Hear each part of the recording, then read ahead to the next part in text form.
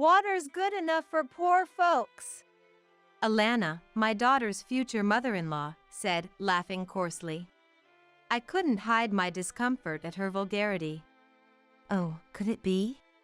Right after that, my daughter's sister-in-law-to-be, Raina, looked at me, her face turning pale. I just smiled slightly. I'm Sonia Rollins, turning 54 this year. I divorced my ex-husband when our daughter, Krista, was 3. The reason for our divorce was irreconcilable differences. He wouldn't work and spent his days drinking. No matter what I said, he never changed.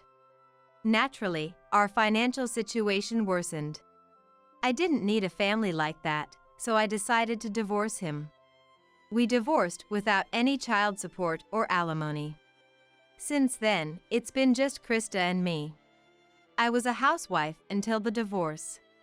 When I had to raise Krista alone, I started working desperately. I couldn't leave young Krista alone at home, so I initially took on work-from-home jobs to make ends meet.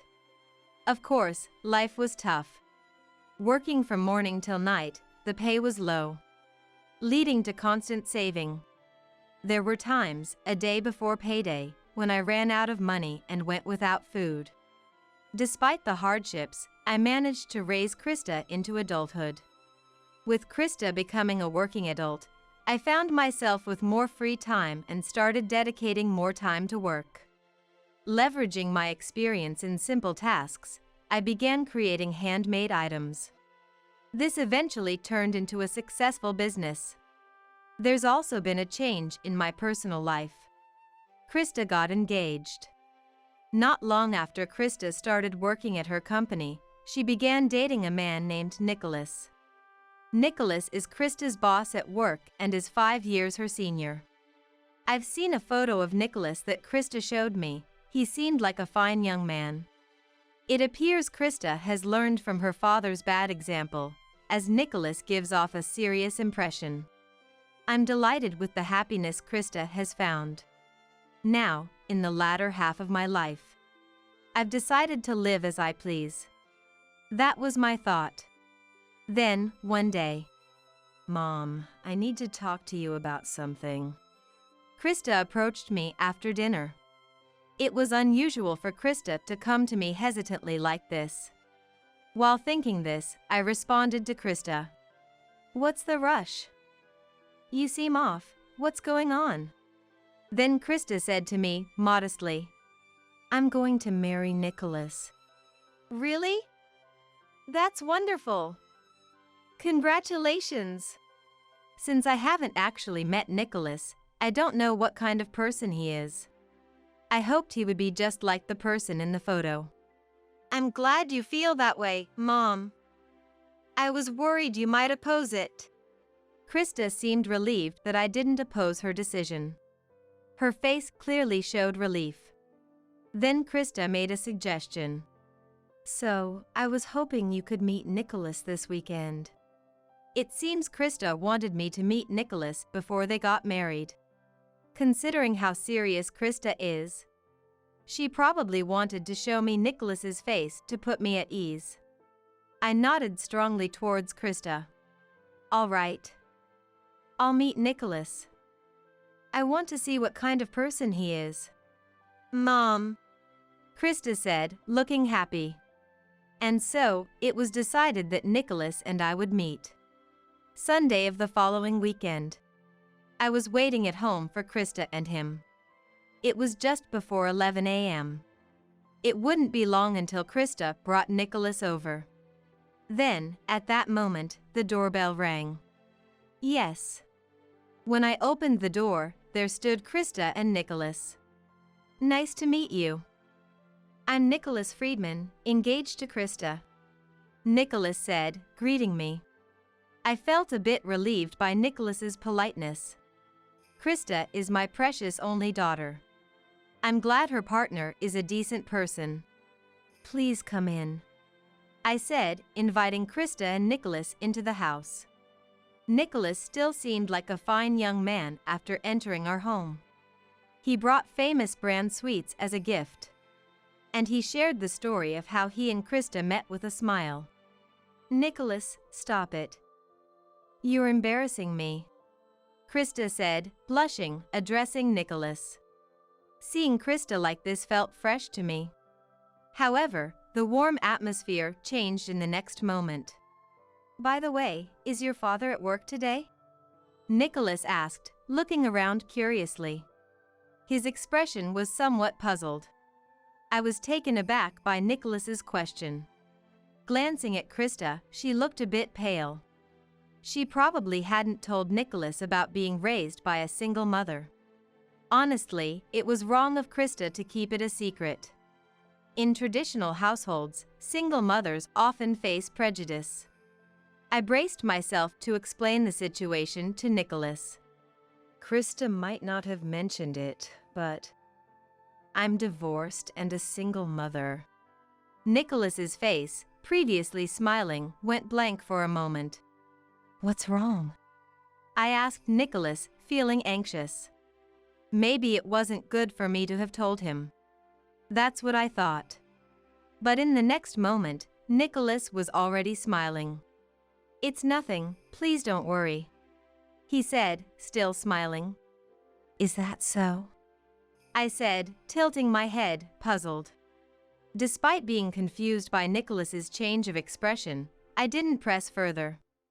After that, the marriage talks proceeded smoothly. Krista seemed to enjoy planning the wedding, asking, "What kind of dress should I choose? What color do you think is good for me, Mom?" With excitement. "Well, maybe a color you like?" I responded, but couldn't quite feel at ease. I couldn't forget Nicholas's expression from that moment. Nicholas's expression went blank. Perhaps his family has strict views on single parenthood. So, I asked Krista, "What did Nicholas say on the way back that day? About us being a single mother household?" Maybe Nicholas is facing opposition to marrying Krista from his parents. I asked, but Krista answered with a puzzled look. "He didn't say anything special?" "Mom, aren't you worrying too much?" Since Krista said that, I couldn't ask anymore. However, my bad feeling proved right. It happened one night. "Mom." As soon as Krista returned, she called out my name. Her expression was quite dark, and I asked her in surprise, "Krista, why such a gloomy face? Did something happen?" Even though I asked, Krista remained silent. It was unusual for the optimistic Krista to look so troubled. After a while, Krista hesitantly began to speak. "Actually, it seems Nicholas's family isn't too pleased about our marriage," Krista said, looking sad. Why? "Because we're a single mother family. They think Nicholas will struggle because we're poor and from a single parent home." That's an awful thing to say. It would be very hard to hear such things from the in-laws. I asked Krista seriously, "Did Nicholas's mother say that?" Krista nodded silently. I was outraged by the turn of events. Just because we're a single mother family doesn't mean they should assume we're poor. We've had our struggles, but now we live a normal life. I work as hard as any man. And then Krista told me something unbelievable. Nicholas's sister also said some things. "Like what?" I asked Krista. "She said we're just after Nicholas's money. That it's impossible for them to accept us as family." Krista answered, looking disheartened. Her face looked incredibly lonely. Krista must have been deeply hurt by these direct comments. It's terrible that they would say such things about me without even meeting me. I can't believe Nicholas's parents. "What did Nicholas say at that time?" I asked Krista. And I remembered Nicholas's expression when he came to our house the other day. Maybe his expressionless face was because he imagined his family's reaction. It seems his family has quite a prejudice against single mothers. I started to worry about the future. Then Krista said, Nicholas defended me. After all, I work at the same company as Nicholas, so there's no way I'd ask for money. I felt relieved. If Nicholas is on your side, that's reassuring. I found myself saying that without thinking. If Nicholas had sided with his family instead of defending Krista, I would have been worried about her future. She would probably continue to face unpleasant remarks from his family. But if Nicholas is on her side, it felt somewhat better. A few days later, Krista suggested having a family meeting with Nicholas's family before the wedding. Mom, I want to have a family meeting with Nicholas's family before the wedding. I'm really sorry. According to Krista, it was Alana's suggestion. You should greet your fiance's parents at least once. Your mother has that much common sense, right? She was told. Nicholas and I couldn't exactly refuse. I'm really sorry, Krista said, apologizing and being considerate of me. For Krista's marriage introduction, we are meeting with his family. Honestly, I have no idea what they might say. I don't really want to go, but it seems right to follow through with the courtesy. It's okay, I responded with my agreement. Then, the day of the marriage introduction arrived. Krista and I went to a restaurant near his parents' house. The reason for a restaurant, as Krista told me, was because Alana had said, We can't have you in our house when you're not married yet. There's a fine dining restaurant nearby, that will do, won't it? The restaurant Alana chose charges $300 per person for a course meal. I go there occasionally for business, but hardly ever privately. I was puzzled by Alana's choice of restaurant. It seems Alana had also chosen a cafe near their house for Krista's first greeting to the family. Moreover, Krista ended up paying for Alana's meal as well. According to Alana, it's only natural since you're becoming my son's wife. Apparently, Nicholas reimbursed the meal cost later. Why does Alana act so arrogantly, even though she's the one inviting us for the marriage greeting? I couldn't help but feel uncomfortable. But if I, as Krista's mother, refuse now, Krista will surely be criticized for being rude. After getting married, Krista might end up feeling uncomfortable. So, reluctantly, I accepted the proposal. Then, I put on light makeup and headed to the designated place. I usually wear full makeup for work, but I thought it best to keep it understated today. My outfit was also much more modest than usual. A flashy outfit might give them the impression that I'm extravagant. Given that we're already being accused of being after Nicholas's money, a modest outfit seemed wise. With these thoughts, Krista and I entered the upscale restaurant and were led by the staff to a private room. Upon opening the door, Nicholas and his family were there. Krista, Sonia, thank you for coming today. Nicholas greeted us politely. Thank you as well for today. I also expressed my gratitude to Nicholas. Then I faced father-in-law Kevin, mother-in-law Lana, and sister-in-law Raina. His parents and Raina smirked unpleasantly and looked down on Krista and me. It was clear at a glance that we were not welcomed by his family. I greeted them with heightened wariness. Thank you for giving us your precious time today. I'm Sonia, Krista's mother. It's a pleasure to meet you. Then Alana said with a nasty smile, I'd rather not have any further association, you know. Mom! Nicholas admonished Alana, but she didn't seem to care. Just being from a single-parent family is problematic enough. You must be struggling with money. Even your clothes are so plain. Alana scrutinized my outfit from top to bottom and said. Then she laughed mockingly. My attempt to dress modestly had backfired. Raina also hurled insults while laughing. You could have married someone decent. Poor Nicholas, stuck with a poor mother and daughter. I was irritated by Raina's comment. Such remarks were too rude for a first meeting. But I couldn't disrupt Krista's marriage. Excuse me. I reluctantly took my seat. Perhaps because I didn't retort. The in-laws looked at me as if they found me amusing. Krista looked at me with concern. Nicholas seemed a bit angry at his family's lack of manners. His brows were furrowed. Unaware of his demeanor, Alana was in high spirits. Today, we've reserved a course meal. It's $300. Alana excitedly told Reina. Really? I'm looking forward to it because the courses here are so expensive. We have to eat a lot. Reina was giddy with excitement. Kevin nodded happily as well. After a while, the staff brought the dishes. It was a colorful array of amuse-bouche. At this restaurant, 3 types of amuse-bouche are served on one plate. They all looked very delicious.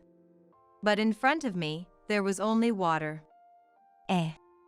I was about to call the staff back, but they had already left the room. Only the water was left in front of me, a stark reminder. Nicholas looked at the scene, dumbfounded. Reina, knowing what was happening, laughed mockingly. Krista noticed it too and said with concern, "Mom." Then, in the next moment, Alana laughed nastily. Poor people are fine with just water, Alana said, laughing crudely. I showed my discomfort at her vulgarity. What does this mean? I asked Alana. The in-laws had called us to this restaurant. Yet, they had no intention of hosting us properly. I was quite irritated inside. Alana glanced at me, then laughed as if she was pleased. Even though I was angry, she didn't seem to care. She seemed to enjoy it, actually. Oh? Not only are you a poor single mother, but are you also stupid? Did you really think someone worthless like you would be welcomed? Alana hurled insults at me. Kevin nodded as if it was to be expected. Don't you feel ashamed to be a single parent? A woman who was left by her husband, you're full of flaws. A plain woman like you becomes unnecessary, right? Kevin said, laughing crudely. It wasn't that my ex-husband left me, but Kevin's assumption was unilateral. I truly thought this was unbelievable as a human being. Reina also laughed joyfully. I don't want to end up like Krista's mother. Working for low wages even though she's a woman. It's really pitiful without any feminine charm. While saying this, she looked down on me. Mom. I'm sorry. Krista looked like she was about to cry. She must feel responsible for putting me in this difficult situation. Krista was looking down. I had reached my limit of patience. Being looked down upon like this, I couldn't stay quiet any longer. It might be time to fight back. At that moment, enough already! All of you ganging up on Krista's mother. Aren't you ashamed as adults? Nicholas yelled loudly. I was surprised that Nicholas stood up for me. Nicholas. Krista also looked surprised. Nicholas was red-faced and angry at his family. However, Alana and the others showed no remorse. Alana, still laughing joyfully, said, There's no need to defend poor people. Why is Nicholas getting so angry? Kevin nodded significantly. Nicholas's words seemed to have no effect on them. I could only be dumbfounded by his parents. They must lack common sense. It might be time for a counterattack. I had a last resort that would surprise the in-laws. At that moment, Reina started to look at my face. I ended up glaring at Reina. Then Reina muttered, "Oh, could it be?" Right after that, Reina looked at me and her face turned pale. It seems she finally realized who I really am. I let out a slight smile. Reina, looking at me, was trembling. No way. Noticing her reaction, Kevin asked Reina with a puzzled look. What's wrong with you? You've been acting strange for a while. Alana also looked at Reina, surprised. You're as pale as a ghost. Are you feeling okay? Alana spoke to Reina with concern. Still, Reina's trembling didn't stop. Given the truth, Reina realized, it's understandable. Then Reina asked Kevin. Dad, your company is Globe Crafts, right? Reina looked at Kevin, seeking confirmation. Globe Crafts is a small to medium-sized enterprise with about 100 employees.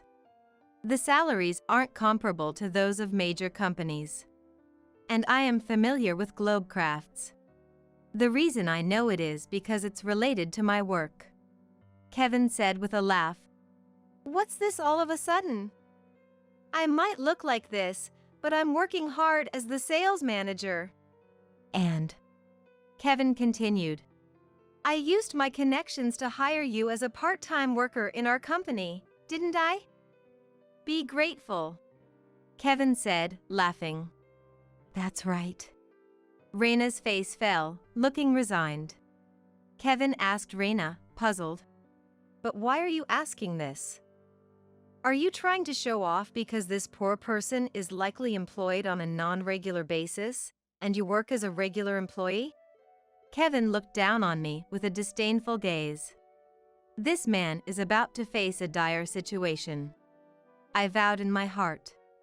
Then Reina sighed lightly and began to speak. Dad, don't you know the company's clients? The company's clients? Kevin asked, puzzled. Alana looked stunned. Being a housewife, she didn't seem to understand much. Reina hesitantly explained. I've met Krista's mother before. Inside the company. She was wearing more makeup then, and I didn't recognize her right away. Kevin seemed confused. What do you mean inside the company? I'm sure I remember the faces of the employees, including part-timers, but there's no older woman like that? I frowned at being called an older woman. But it seems Kevin was too preoccupied to notice. Trying desperately to remember as he heard inside the company. However, I haven't spoken directly to Kevin, so it's understandable if he doesn't remember. As I thought this, Reina began to apologize. Krista's mother! I'm really sorry for what happened. Seeing Reina's behavior, the in-laws began to get agitated. Why apologize? There's no need to say sorry to such a poor person. Alana said. That's right! Don't you have any pride? Apologizing to a poor person like this. Kevin shouted at Reina. Reina glared sharply at her parents. Dad, Mom. Krista's mother is actually very wealthy. Much more than Dad could ever be. What did you say? Kevin glared at Reina. Being told such a thing by his own daughter must have been unexpected. Alana, too, reacted to Reina's statement with, How could you say that? Screaming almost hysterically. Reina said with a resigned attitude. Because Krista's mother is the president. I've served her tea in the company's reception room. You know Roland's Bags, right? Kevin froze upon hearing that name. Then he turned his neck to look at me. I deliberately smiled. Kevin's face turned pale. Roland's Bags. Isn't that the brand the president finally convinced for a collaboration that's supposed to happen? Then Alana screamed.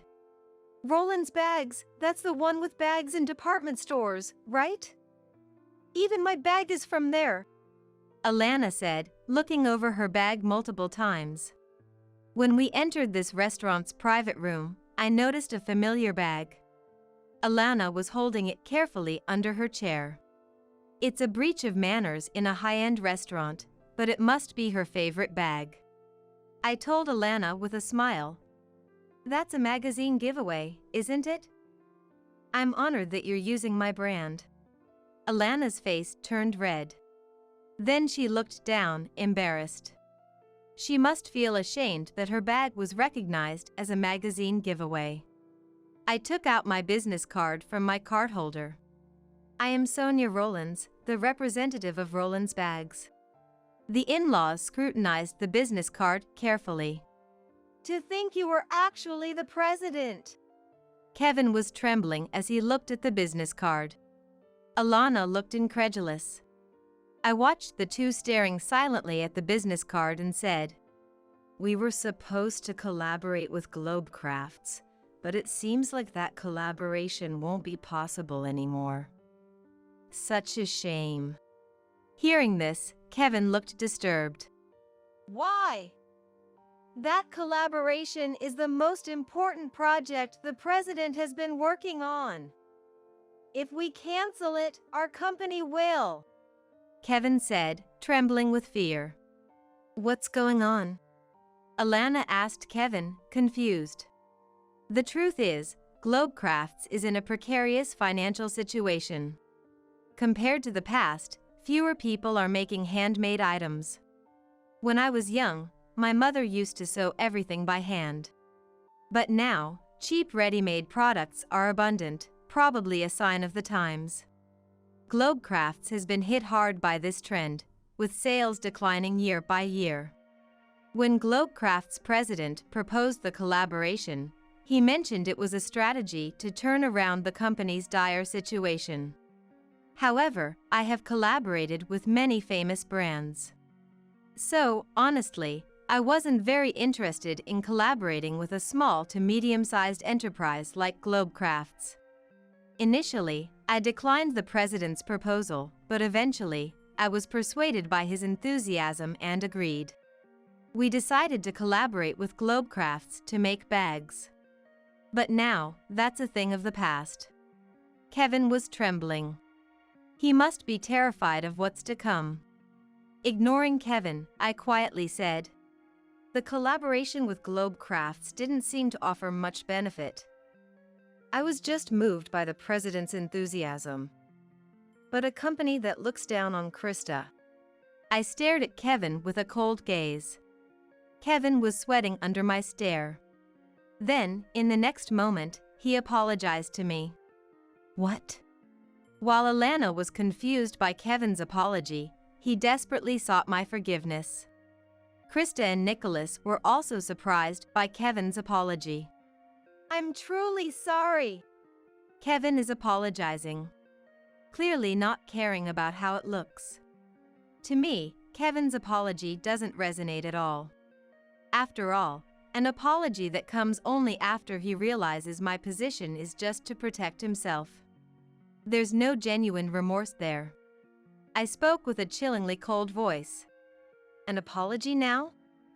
After you've looked down on Krista and me all this time. To think that an apology would suffice after all this. Kevin's mindset must be overly optimistic. Then, realizing that his apology wouldn't turn the situation around, Kevin quickly stood up. It was merely a performance after all. Alana, looking bewildered at me, said, "We're going to be family, so you'll forgive us, right?"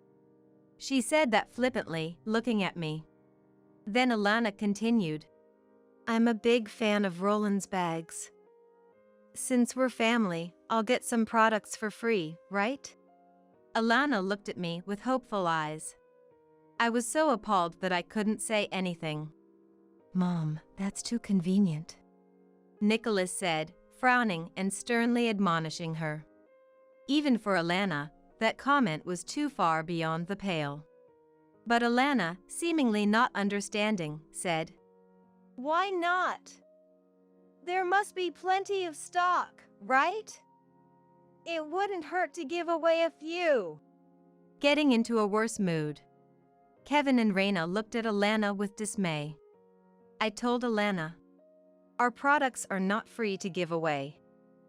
After all, you are strangers to us." Alana looked frustrated at my words. "Krista and our Nicholas are getting married, right? So we are family. A family should provide financial support." You're the president after all. Alana said this with a straight face. After all the disdainful poor-calling, this was her attitude. She clearly had no remorse. Nicholas finally lost his patience with Alana's attitude. Mom, you change your attitude just because you found out Krista's mom is the president? Aren't you ashamed?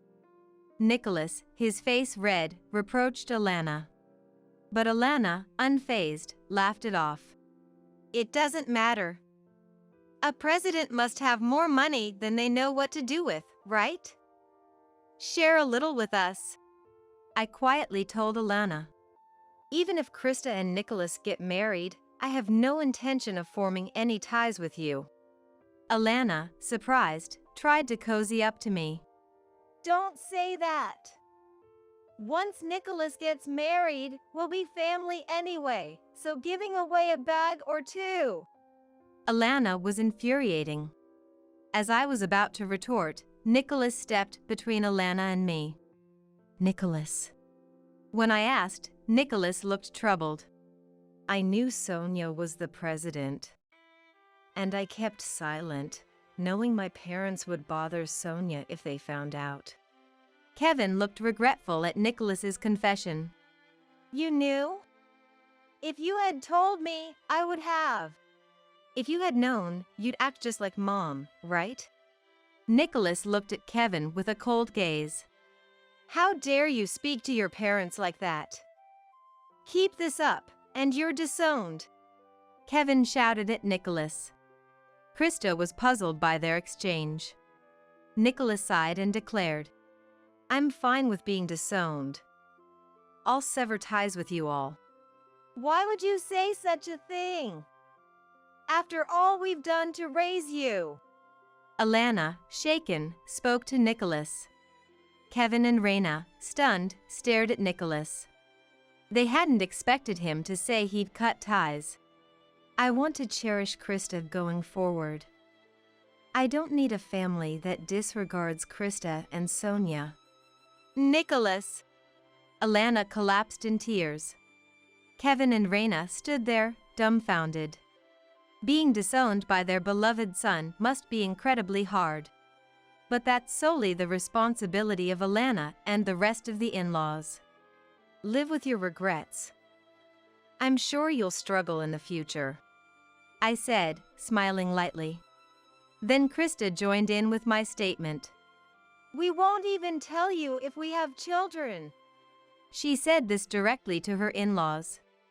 Not being able to see the grandchild. Please, spare us that. Alana cried out in agony. Amidst this, Nicholas murmured, We're done being a family. At his words, Kevin and Raina tried to cling to us with faces about to cry. Ignoring such in-laws, Krista, Nicholas, and I left the restaurant. Afterward, I heard Kevin and Raina were fired from the company. The day after the incident at the restaurant, I told the president of Globecrafts that I wanted to cancel the collaboration. The president tried to persuade me several times, but I refused. I cannot collaborate with a company that harbors individuals capable of such disdain. While I sympathized with the president's desire to save his company, I couldn't support a company that employed Kevin and his ilk. I explained the situation to the president. Then the president became furious. Apparently, the president has a daughter about Krista's age and couldn't forgive Kevin and Raina's actions. The collaboration with me was crucial for Globecrafts. Kevin and Raina had ruined such an important collaboration. It's understandable that the president couldn't forgive them. Kevin was already of age, and Raina was employed part-time through Kevin's connections. After being fired from Globecrafts, finding a new job would be very tough for them. And Alana was a housewife. She had already been cut off by Nicholas, their only breadwinner. Once, the in-laws came directly to our company to negotiate. Please collaborate with Globecrafts. If you do, the president will rehire me. Even if not a collaboration, provide financial support. Our family is suffering, you know? Families help each other out. They both pleaded desperately. After treating people like poor people and now suddenly claiming family, it's laughable. I made it clear. Neither collaboration nor financial support is possible. Nicholas has also severed ties with you, hasn't he? Please leave now. But the in-laws wouldn't leave. But Trying somehow to cling to me. I firmly told the in-laws again. never appear in front of me again. If I see you again, I'll call the police. Perhaps because I mentioned the police, Kevin said. Please, not the police.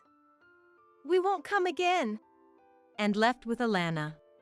The in-laws' clothes were dirty. They probably weren't living well. They who had once scorned others as poor. It's purely their own fault. Apparently, Reina has since lived almost entirely shut in. Struggling to find a job and unlikely to marry. Despairing about the future, Reina barely leaves her room. Her future seems to hold nothing but despair. 3 years have passed since then. Now, Krista, Nicholas, and I live together. Ideally, as newlyweds, Krista and Nicholas should live alone. But Nicholas said, I think it's safer for Krista if she's with you in case of anything. And they decided to live with me. Nicholas, busy with work, often helps with household chores alongside Krista. I'm truly grateful. And a significant change has occurred for the three of us. One day, Krista approached me with a serious look. Mom. Worried something might have happened to Krista, I became anxious. Then, in the next moment, she smiled. It looks like I'm going to be a mom.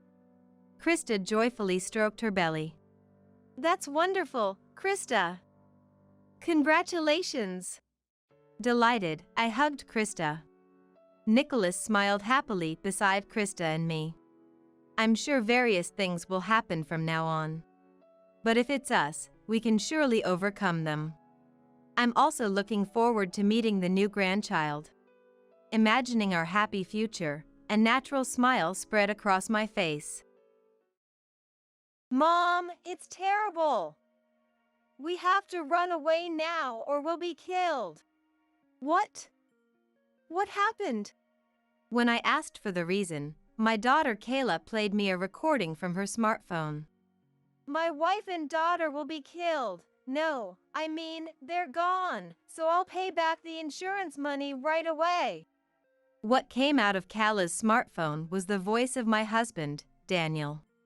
Me and Kayla, gone? Could it be a prank by the two of them? No, wait, that's not it. Kayla looks too disturbed. This means Kayla accidentally heard Daniel starting to say he would take our lives. And he said he'd pay back right away, so he must be in debt. His irresponsible nature hasn't changed. I've known Daniel for over 20 years since we met in college. I've helped him out many times and always believed in him. But it was all just my one-sided affection. Otherwise, the thought of taking a life for money would never occur. I will never forgive such a man. My name is Melissa Williams. I'm a 42-year-old working housewife, employed at a travel agency.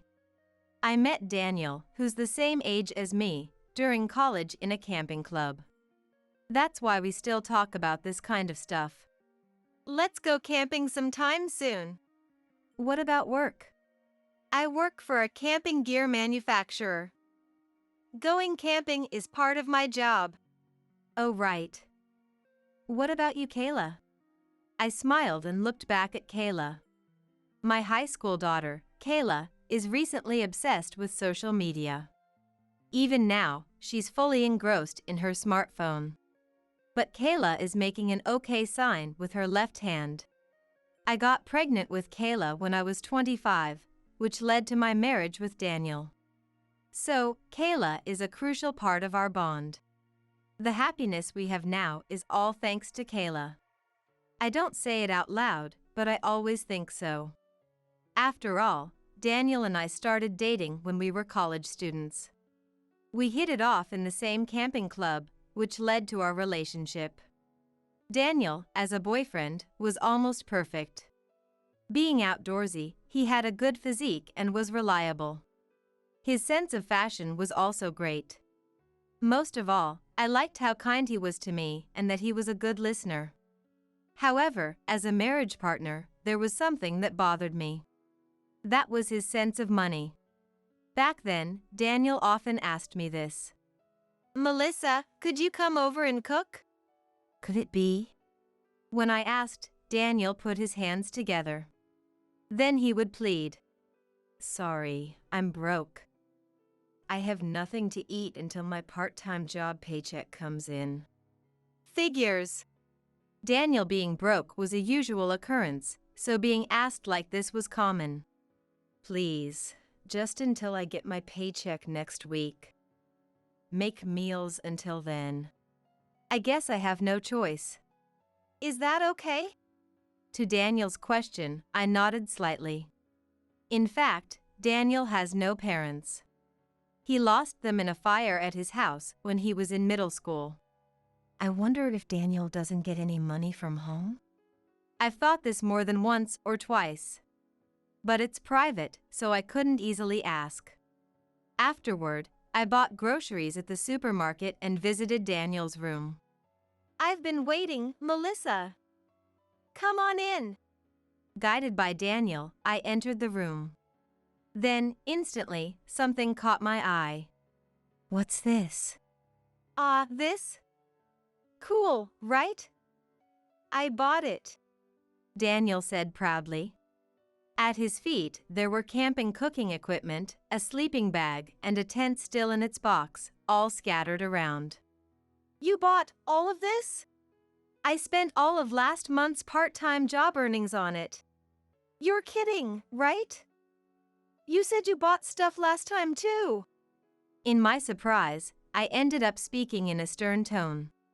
Then Daniel suddenly looked angry. What, you have complaints? No complaints, but this is clearly a waste. This is why you're always broke. I told him straight. But Daniel coldly said, It's my money. I can spend it how I want. But camping is my hobby. Don't interfere with this. Daniel yelled at me. It's always like this with Daniel. He spends recklessly and then eventually says he has no money. Then, he asks for help from me and others. Sometimes he even borrows money from me or others. Will this continue forever? Because of these worries, I couldn't consider Daniel as a marriage partner. As time went on, we graduated from college. I landed a job at a travel agency, and Daniel got a job at a camping gear manufacturer. However, with graduation and employment as turning points, I was considering breaking up with Daniel. Continuing the relationship as it was, marriage seemed difficult. It would be better for both of us to clearly part ways. That's what I thought, but as soon as he started working, Daniel changed completely. He worked seriously and didn't waste money at all. He didn't go out drinking with colleagues, nor did he wander around. We have to save for marriage, right? Are you really going to save? And not go into debt like before? Of course not. I promise. I was moved by Daniel's words. He was different from the irresponsible Daniel of our student days. Maybe marrying him wouldn't be so bad. I continued dating Daniel. Eventually, at the age of 25, I got pregnant with Kayla. We finally became husband and wife. In the early days of our marriage, Daniel helped with child-rearing and household chores. So, I truly thought he was a good father. But that life didn't last long. Soon after giving birth, I returned to work. When we started leaving Kayla at a childcare center, Daniel's attitude changed significantly. Daniel, help me clean the room. No way. I have to go out. Can't you help a little? You hardly ever help with the chores anymore. I handed the vacuum cleaner to Daniel. But Daniel didn't take it. Instead, he turned away and said, "Housework and child-rearing are the wife's job. You do it." What's that supposed to mean? You used to help. I couldn't help but yell. Then Daniel frowned and muttered, "That was because Kayla was little. Now, it doesn't take that much effort, and you can manage on your own." That's not true. Enough. I have things to do now. With that, Daniel left on his own. What's with him, really? Most men push housework onto their wives. I understood that well. But being in that position myself made the words weigh differently. At least he's still working. Maybe that's good enough. I muttered as I started cleaning. I threw away the insurance flyers Daniel had been looking at into the trash. He even left someone's business card out. He's really messy. I didn't want to be blamed if Daniel lost that business card. So, I took a photo of the business card with my smartphone before placing it on the table. As I continued cleaning, I suddenly realized something odd. Wait. Where's my jewelry? My favorite piece of jewelry was missing. Did I leave it somewhere? No, I'm sure I put it in its case. I searched the room while cleaning, but it was nowhere to be found. Hours went by, and when Daniel came home in the evening, I asked him, "Daniel, have you seen my jewelry?" I don't know. You didn't sell it, did you?" Daniel looked flustered when I asked, but he quickly denied it. Of course not. Yeah, right. The possibility of Daniel having sold it existed, but there was no proof. Despite my suspicions, I couldn't press him any further. Despite such misunderstandings and small troubles, we were living happily. Over time, Kayla grew up and became a high school student. With less to worry about, I focused on my job. I was leading a fulfilling life. Then one day, Daniel, who had returned from work, asked me, "Melissa, are you insured?" "I am insured, yes." Good, then. I felt uneasy about Daniel's odd behavior. When I sat in front of Daniel, he handed me a pamphlet. He started talking fluently as he showed it to me. A housing complex is being built in the next town. A housing complex? A place with built houses for sale. Houses all lined up and… Daniel showed me photos on his smartphone. I see, I thought. Then Daniel said something unexpected. I actually want to buy a new house there. That's why I asked about the insurance. When buying a house and taking out a loan, it's common to join a group credit life insurance. That's all he was asking about, Daniel said. Buying a house? Are you sure it's okay? Of course. It might trouble you, but it's no trouble at all. I'll work hard too, so let's buy one. I thought owning a home was a dream far beyond reach. But it was becoming a reality. I was overjoyed, feeling like I was on top of the world. After some time, on a particular Sunday, we, as a family of 3, headed to sign the contract. It was about a 30-minute drive from our current condominium. Upon arrival, among the lined-up built homes, there was a prefab office. "Nice to meet you, I'm Jason Garcia, your agent." Perhaps because Daniel had talked to him beforehand, the home builder agent, Jason, quickly appeared. We were shown around the model house under Jason's guidance. While we were each looking around the house, Kayla came running from somewhere. "Mom, come here." Kayla forcefully took me to the prefab office. Once inside, Kayla closed the door. "What's wrong, Kayla?" Mom, it's terrible. We have to run away now or we'll be killed. What? What happened? When I asked for the reason, Kayla played me a recording from her smartphone. My wife and daughter will be killed. No, I mean, they're gone, so I'll pay back the insurance money right away. It's okay, I'll pay it right away. The voice coming from Kayla's smartphone was Daniel's. Moreover, he sounded terribly panicked. Me and Kayla, gone? Before that, he almost said kill. Could it be a prank by the two of them? No, wait, that's not it. Kayla looks too disturbed. This means Kayla accidentally heard Daniel starting to say he would take our lives. And he said he'd pay back right away, so he must be in debt. His irresponsible nature hasn't changed. I've known Daniel for over 20 years since we met in college.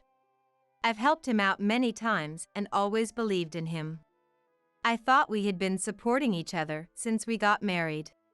But it was all just my one-sided affection. Otherwise, the thought of taking a life for money would never occur. That man. I'll never forgive him. Confused still, I asked Kayla. Kayla, how did you get this? Dad was talking on the phone outside, so we wouldn't hear, said Kayla, with a pale face, trembling. I hugged Kayla. Dad almost said kill. That means to kill, right? It's okay, Kayla. I'll take care of it. Right then, the entrance door suddenly opened. Kayla and I were startled. Sorry. I was in a hurry. It was Jason who entered. Peering outside, Jason locked the office door. Then he whispered to us. Escape now without Daniel finding you. He was talking about something terrible. Something terrible? Yes, about you too. The agent struggled to find words. It seemed he heard the same thing as Kayla. Well, my daughter heard that conversation too. When I mentioned this, Jason looked shocked. Then, it's clear. Daniel is being held back by my colleague, so leave through the back now. Okay. I really want to confront Daniel now.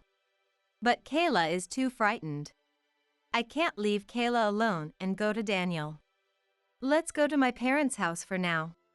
Exiting through the back, Kayla and I jumped into a taxi. We headed to my parents' house. Arriving at my parents' house in about an hour, I briefly explained the situation and left Kayla with them. Then I headed to a nearby law firm. On the way, my smartphone rang. It was Daniel. I hesitated but answered the phone. Hello? Melissa?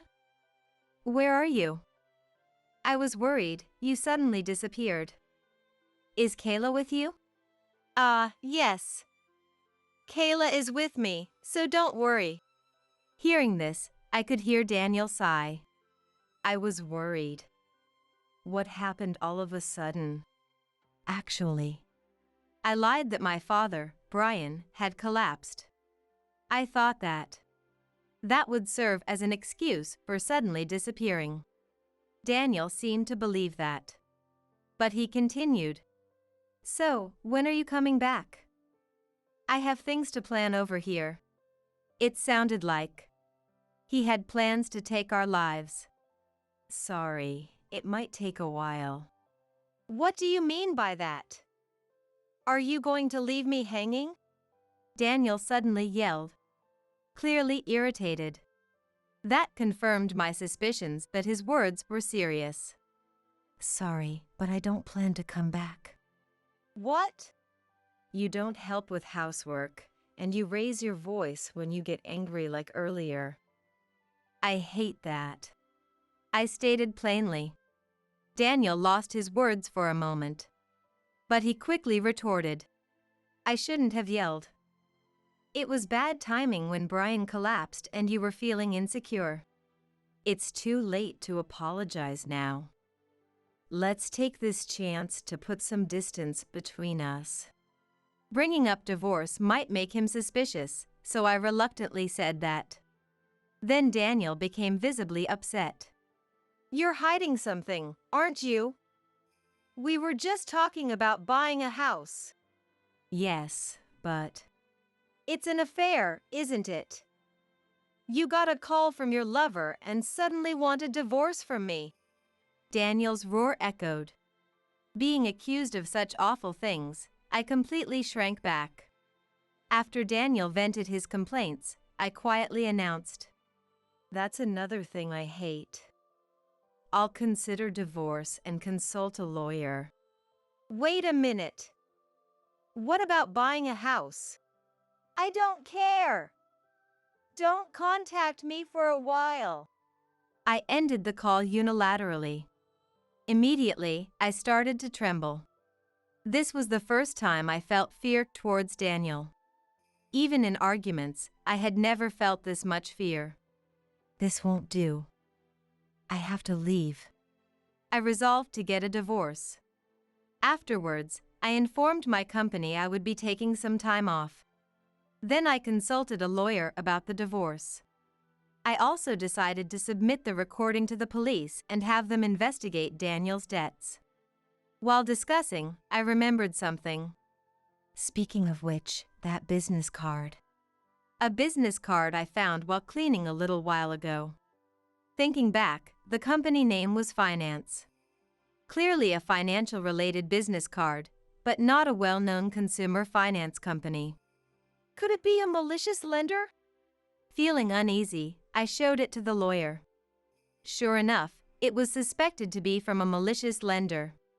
In essence, here's the situation.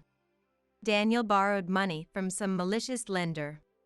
Unable to repay, he was pressed for payment. That's why he aimed for our insurance money. After having the lawyer delve deeper, it became clear that Daniel had debts from various sources. Not just consumer finance companies, but also colleagues and malicious lenders. The cause was gambling. Unbeknownst to me, Daniel had apparently been addicted to gambling since our college days. All I could do was sigh. However, I couldn't just leave things as they were. I have to divorce him before it affects Kayla. I resolved to tell him it's over. It's been a week since I fled from Daniel. He hasn't contacted me, but I never know when he might show up. I need to find out what Daniel is up to. I called Daniel's company, but not to speak to Daniel. I had asked for Kent Martinez, a male colleague of Daniel's. Kent Martinez speaking, who is this? Kent asked with a puzzled voice. I decided to introduce myself boldly. I'm Melissa, Daniel Williams's wife.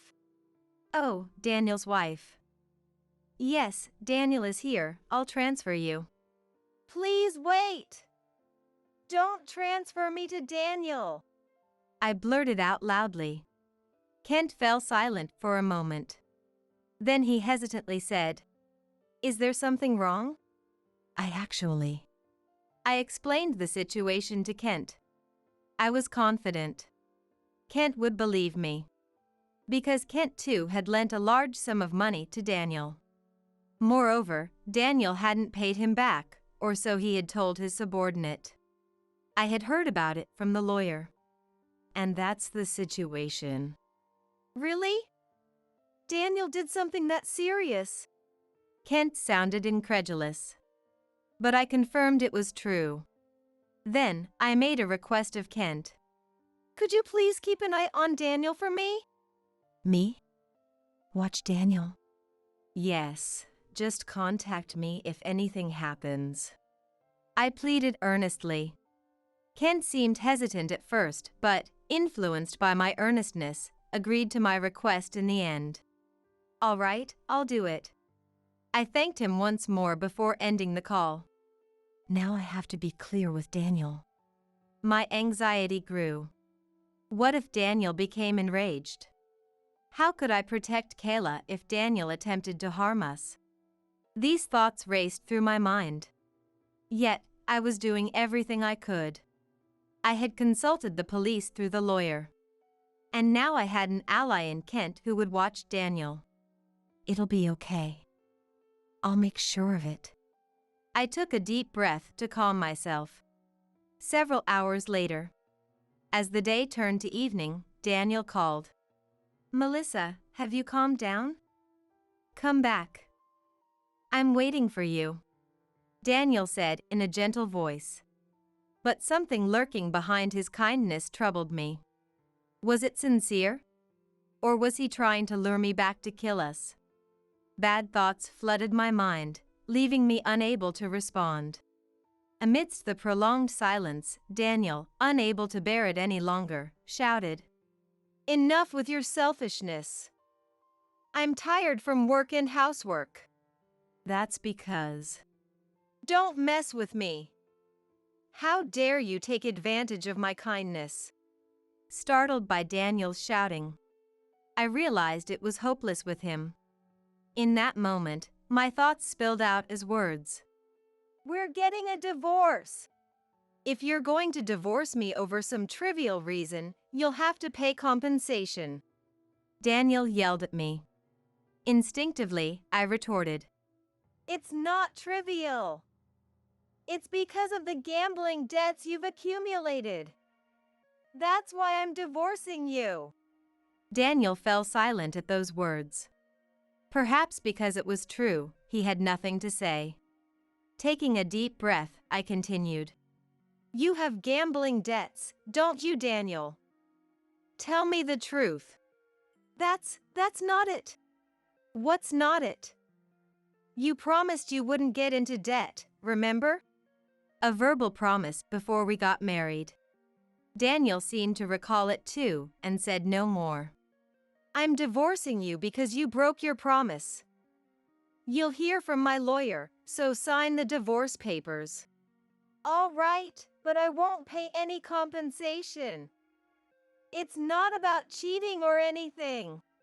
I'm not expecting any compensation because of the debt. Just stay out of our lives from now on. I'll change everything, the beneficiary of the insurance, and make sure we have nothing to do with each other. I said this and hung up without waiting for Daniel's response. It was over. I sighed deeply, still holding my smartphone. But the next day, everything changed. After dinner, as I was relaxing with Kayla, my smartphone rang unexpectedly. An unknown number. I wonder who it is.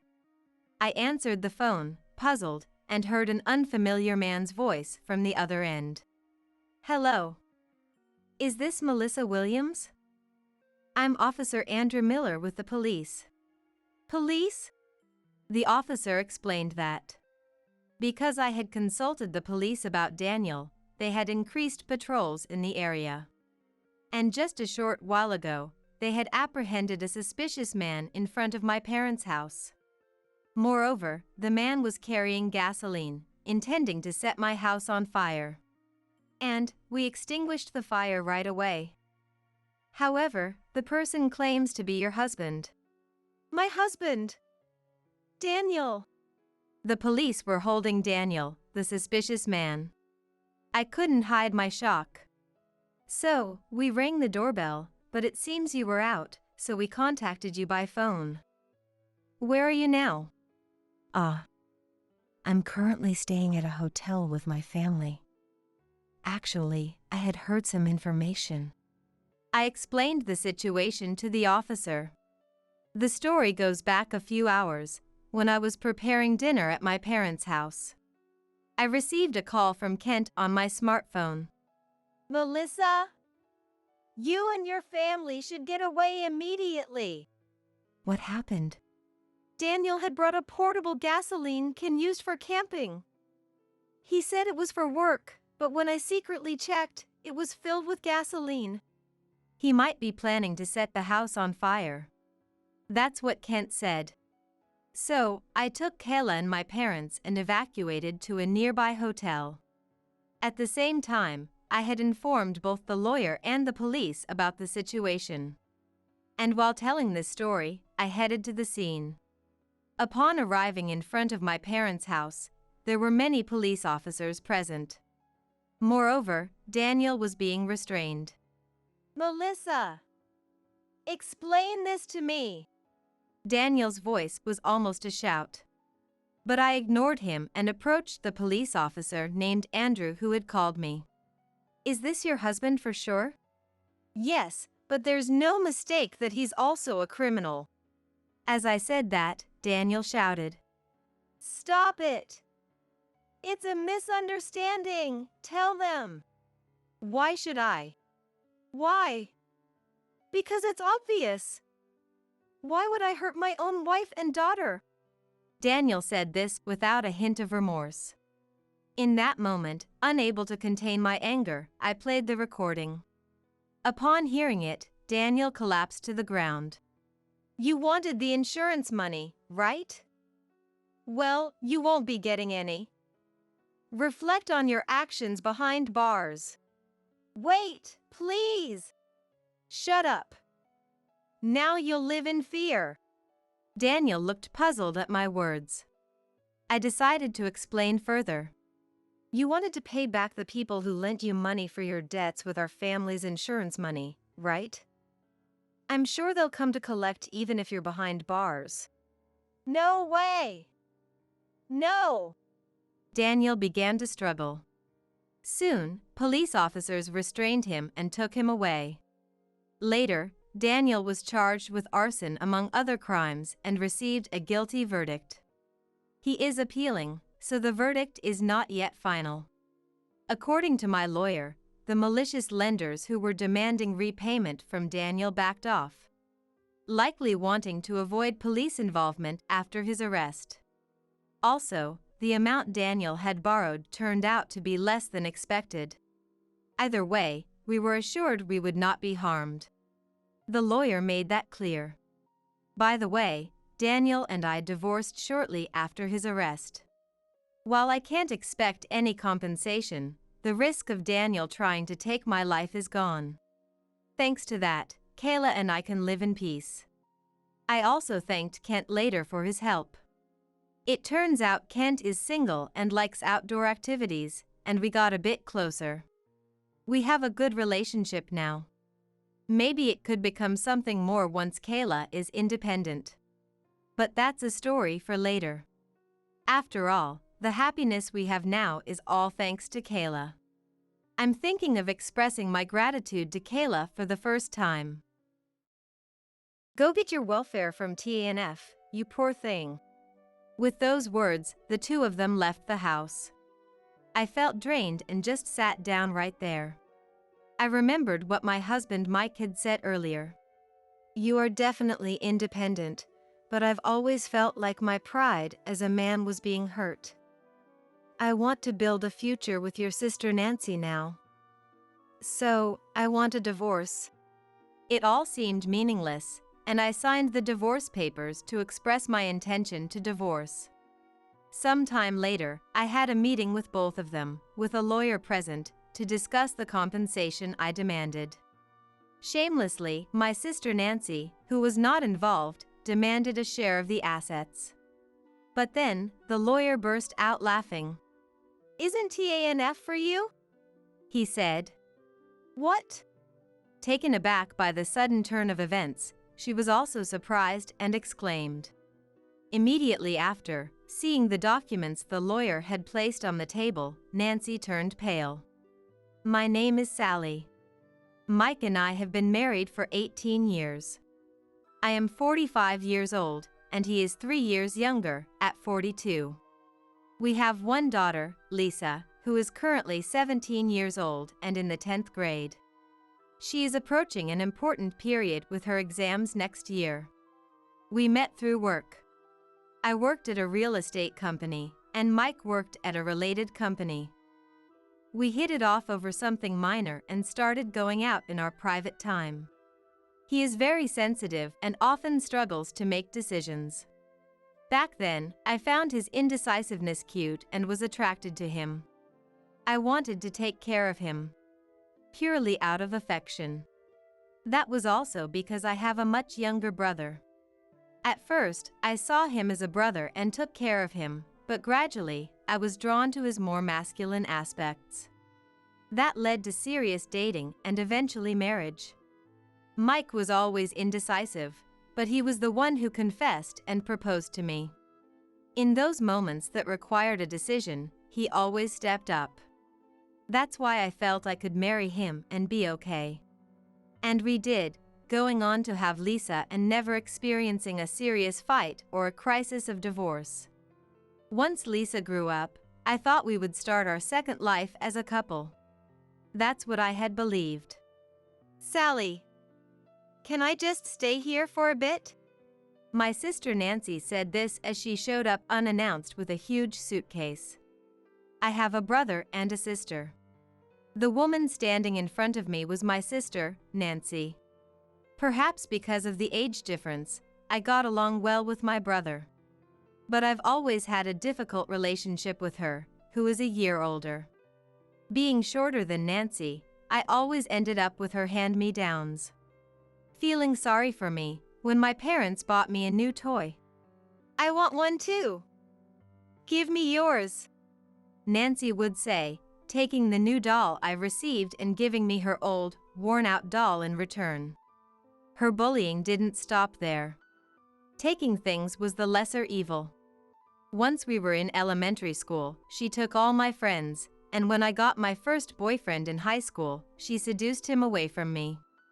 I hated her so much that I chose a different college just to avoid her, but she still interfered, ruining what should have been a fun college life.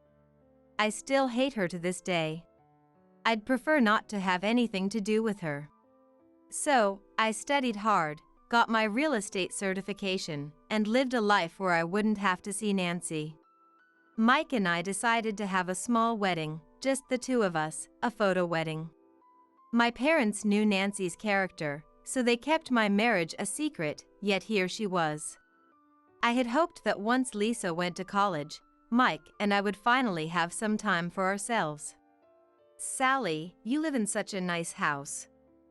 Is it a single-family home? Did you buy it? Oh, there's a room available here. I'll use this one. Nancy's irritating voice brought me back to reality. Hey, this is a problem. What do you mean by showing up unannounced? My husband and daughter live here too. You can't just move in. Ignoring my words, she began to inspect the house. Today was a holiday, but Lisa was out for a course. And Mike had been out since the morning for work. Could you please leave before they come back? I pleaded multiple times, but she wouldn't listen. And finally, in the evening, the two of them came home. Who is this? To Mike, who looked puzzled, Nancy greeted him with a charm that belied her 46 years. Nice to meet you, I'm Nancy. Sally's sister. When did you get married without telling me? I had no idea because there was no greeting or report. I was just bored and went to visit our childhood home and found your wedding photo in Mom's room by accident. It's terrible, isn't it? Even though we're sisters. Mike knew I had a sister. So, perhaps realizing she was exactly as he had heard, he looked a bit troubled. But I didn't miss it. Mike, looking enchanted by the beautiful Nancy. And Lisa, too, had a confused look on her face when she came home. No wonder. An aunt she had never met suddenly showed up at our house. But she pushed forward with the idea of moving in.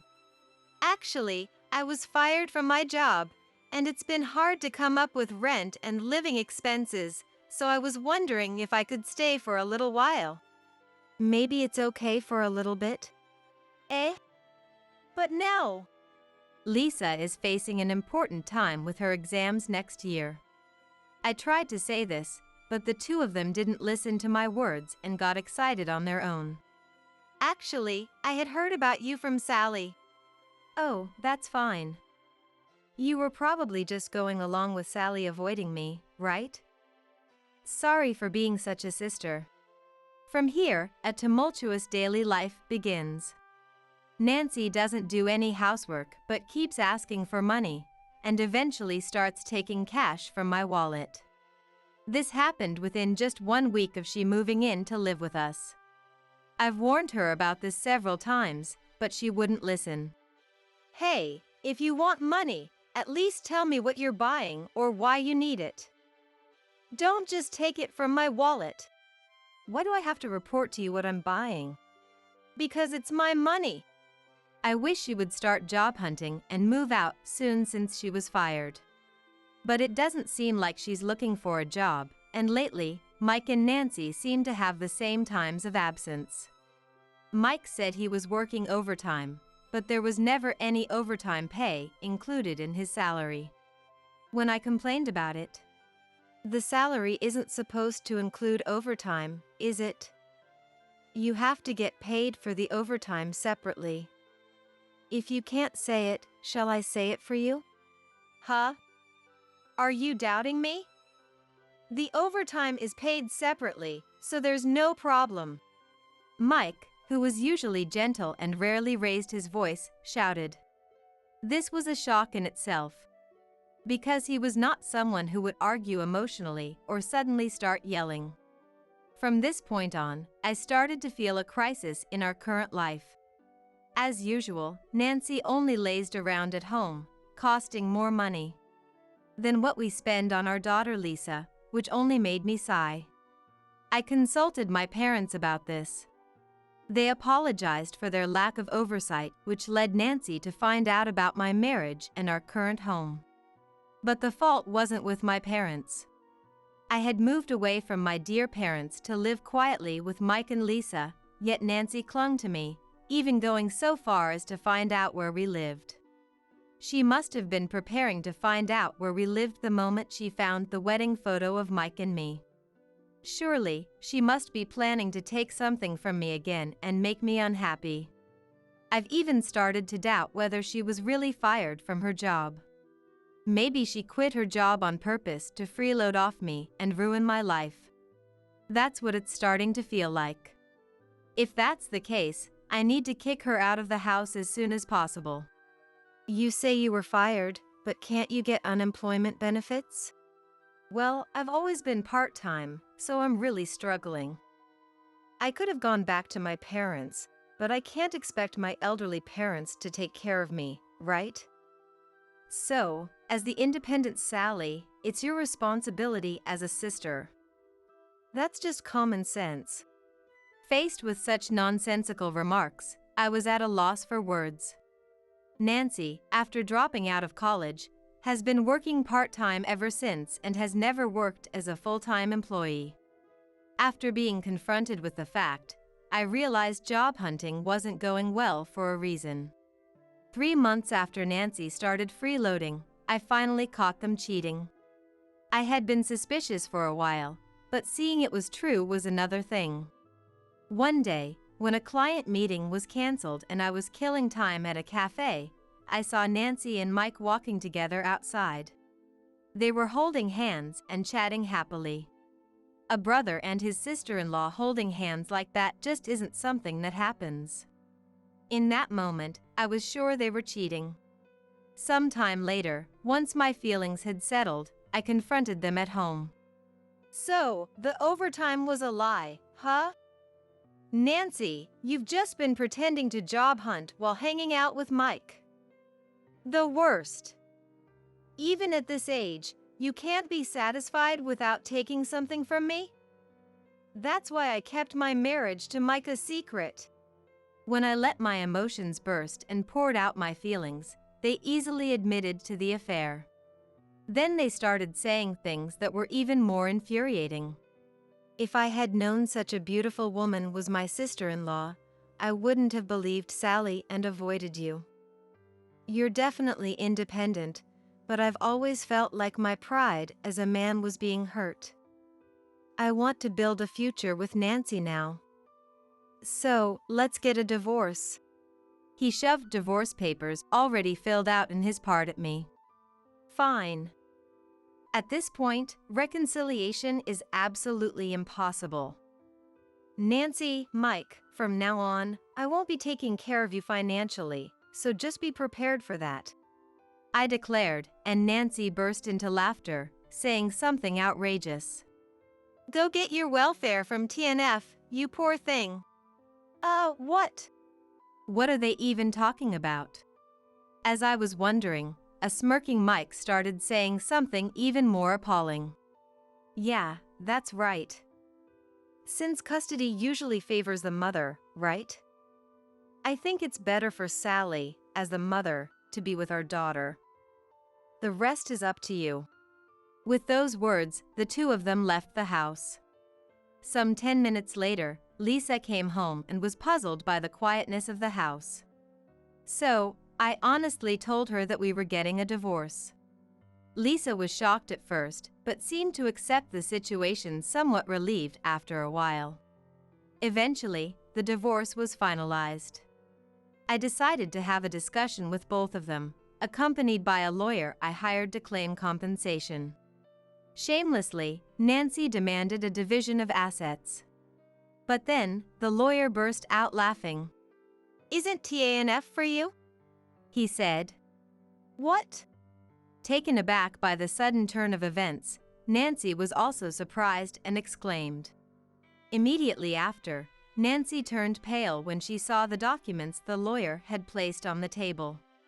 There's no money for a division of assets with this couple, the lawyer said, looking shocked between Mike and me. Of course, Mike was also surprised, being told there was hardly any assets left. Anticipating this, I had taken action as soon as I caught Mike and Nancy cheating. Therefore, the cash we had between us was only $10,000. For a couple that had been married for 18 years, that amount is unbelievably low. Hey, what's this about? We had lots of savings, didn't we? Mike, completely clueless about what was happening, asked in panic. Seeing him like that, anger welled up in me. You really have no interest in Lisa, do you? I told you, didn't I? The savings I've accumulated so far were for education, and I was thinking of transferring them to her account. You said, do whatever you want. So, I transferred all my savings to her account. Almost all my savings were for education. You should know that better than anyone. She is managing her money herself, and even paid gift tax, so it's no longer our savings, I said with a cold expression, and Mike's face turned pale as he remembered the conversation. So, what's the breakdown of the $10,000? I think about 80% of it is your secret stash. When I said that, Mike looked at me with a face that seemed to ask how I knew. So, you knew about it, that's why you transferred your savings to Lisa, anticipating the division of assets? You agreed to it. Look, you even signed the consent form yourself. Mike then became angry. I thought it was strange. Why would you ask for my agreement just for that? Mike said, ruffling his head, clearly regretting his decision, but since he had signed it himself, there was no turning back now. Even after consulting with a lawyer, it was explained that since Mike had agreed and made the gift to Lisa, the money was no longer considered marital savings. I didn't want such people to get the money I had been saving for Lisa. That's when I thought of making a living donation. Hearing this, Nancy looked stunned but managed to say to Mike, Hey, you said we had plenty of savings. Weren't we supposed to live a luxurious life? Dividing $10,000 isn't going to amount to much. Why didn't you realize her intentions sooner? She blamed Mike, but he just looked away and remained silent. He had a small salary and was burdened with a substantial amount of student loans, so for a while after getting married, he hardly contributed to the living expenses. But that was agreed upon. When Mike said it was difficult for him to contribute to the living expenses, I said, Understood. I'll take care of all the living expenses. So could you focus on saving as much as possible for our future? So, for over a decade since I took over all the living expenses, I thought Mike had been able to save at least $100,000 or more, but in reality, it was only about $10,000. I had thought saving would be easy since he didn't have to pay for living expenses, but he was splurging behind my back. I found out the savings amount when I saw Mike's banking app and felt betrayed, though I hoped maybe he had saved properly in another account. But that hope was also betrayed, and since I had divorced him, it didn't matter anymore. Nancy, finally understanding the severity of the situation, was in despair, her body trembling slightly. She seemed to be trying hard to think of what to do next, but apparently came up with nothing. Knowing that the cash available for division was only $10,000, I decided to tell Nancy another truth. I turned my gaze towards Mike and said, I debated whether to say this, but Mike, aren't you planning to quit your job? Suddenly, Mike, who had been avoiding my gaze, looked at me. Mike, visibly rattled, shifted his eyes left and right before exclaiming, How do you know I'm planning to quit my job? I had only discussed it with the boss. I thought so after seeing the paycheck. What I pointed out was the fact that no overtime was paid, but I was actually puzzled by another item: the paid leave. Mike, who had quit a job in real estate to work for a construction company, had never taken more than 5 days of paid leave. Yet, recently, his pay slips showed that he had used up his paid leave in a lump sum. Taking a bunch of paid leave at once suggests quitting.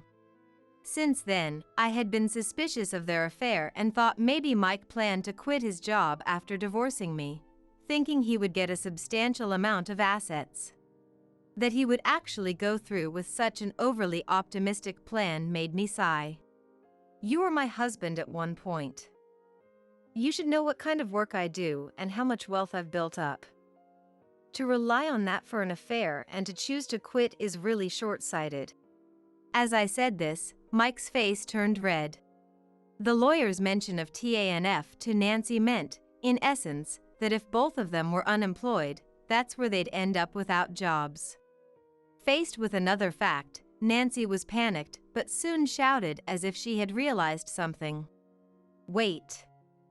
If you can prepare for Lisa's college tuition and cover living expenses by yourself, there must be something fishy. I got it. You're hiding assets, aren't you? That's it. Come on, confess already. Hearing Nancy's words, Mike also seemed to have a realization. That's right. Nancy, actually, Sally owns a lot of real estate, so we have to divide that as property. That was close, nearly got trapped. Real estate is a significant asset, so we need to split it evenly. You've been acting all high and mighty, but you're using underhanded tactics too. As I watched the two of them laughing, the lawyer finally couldn't help but laugh. The moment became tense. The lawyer cleared his throat and began to speak matter-of-factly. If you're going to talk about property division, you should study more. Mike, as the ex-husband, should know that Sally owns real estate as a business and is making a profit. A corporation and an individual are separate. Her company is her separate property and cannot be divided. Realizing the lawyer was correct, the two of them blushed and froze. The lawyer continued. Typical assets would include cars, houses, cash, and savings. Furthermore, Mike and Nancy have essentially admitted to the affair. So, Sally can claim compensation from you both. We'll claim $10,000 from Mike and $3,000 from Nancy. Their faces contorted at that. Isn't that too much? It was just a few months' affair. Right. Normally, it wouldn't cost $10,000, would it? They started making excuses. But I immediately countered. Oh, who decided that? Market rates are just that, rates. You took paid leave to date Nancy, and Nancy didn't seriously job hunt but played with my money. The lawyer objectively assessed these facts and came up with this amount. What, would you have preferred a higher amount? They quickly shook their heads. The discussion didn't conclude that day and was adjourned. However, I felt a firm sense of progress. 2 weeks later, We set up another meeting. Somehow Nancy had become defiant, saying, "Give me the house and the car. It's part of the property division. I'll give Mike's $10,000 and pay the remaining $1,000, okay?" Her ridiculous claim almost made me yell in anger, but I managed to control myself and calmly assessed the situation. The house still had a mortgage, and I had to maintain it every time something happened. So, it would have some value if sold. Even the car, bought new, is only 5 years old. Both still have value, yet accepting Nancy's argument would only result in my loss. That's the last thing I want. Nancy, did you do the math? If you included the money from selling the house and car, you couldn't possibly say that. Generally, such talks are for those who cheated, like Nancy, not for me to say. How presumptuous can one be? I thought so, but before I could continue, Mike, who was beside Nancy, started saying, "Sally has assets worth $160 million at the company, right? I don't know if you're some real estate mogul or what, but being so greedy even with all those assets is just too much." I was taken aback for a moment, but their words and actions were so absurd that I burst into laughter. Given the situation, my sudden laughter made both of them freeze. After a good laugh, I became serious again. "Is that all you wanted to say?